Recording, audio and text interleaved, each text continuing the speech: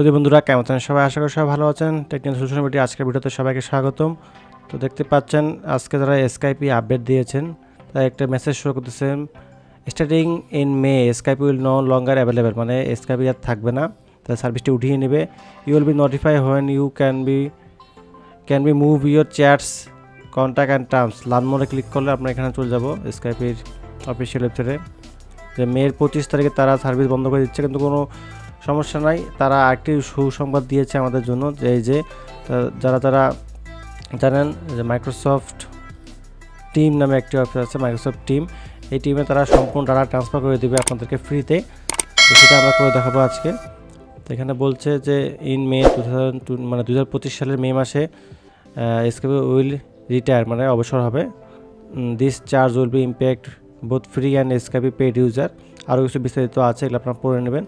তো আজকে আমরা দেখাবো যে কীভাবে কনভার্ট করে নেবেন স্কাইপি ডিটেলসগুলো আপনার মাইক্রোসফট টিমের অ্যাপের মধ্যে ট্রান্সফার করে নেবেন, সব ডাটা কীভাবে ট্রান্সফার করে নেবেন। প্রথমত মাইক্রোসফট টিম আপনারা ডাউনলোড করে নেবেন ইয়ার থেকে। প্লে স্টোর আছে, যেমন মাইক্রোসফট স্টোর আছে, মাইক্রোসফট স্টোরে গিয়ে আপনি যদি এখানে মাইক্রোসফট টিম সার্চ দেন এবং চলে আসবে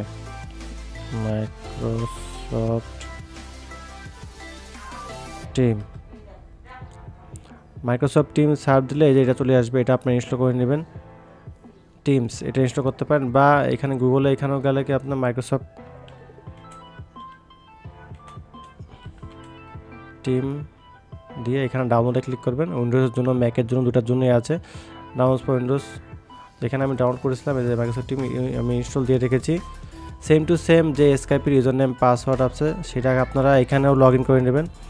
স্কাইপের যে ইউজার নেম পাসওয়ার্ড আছে সেটা আপনারা মাইক্রোসফট টিমে লগ ইন করে নেবেন, কারণ দুটাই কিন্তু মাইক্রোসফটের সার্ভিস।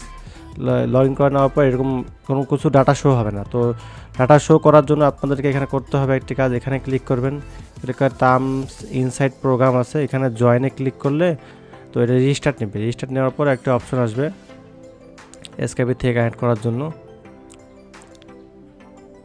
স্কাইপি ডাটাগুলো তারা ট্রান্সফার করে টিমসে, মাইক্রোসফট টিমে নিয়ে আসবে। কন্টিনিউ করলাম।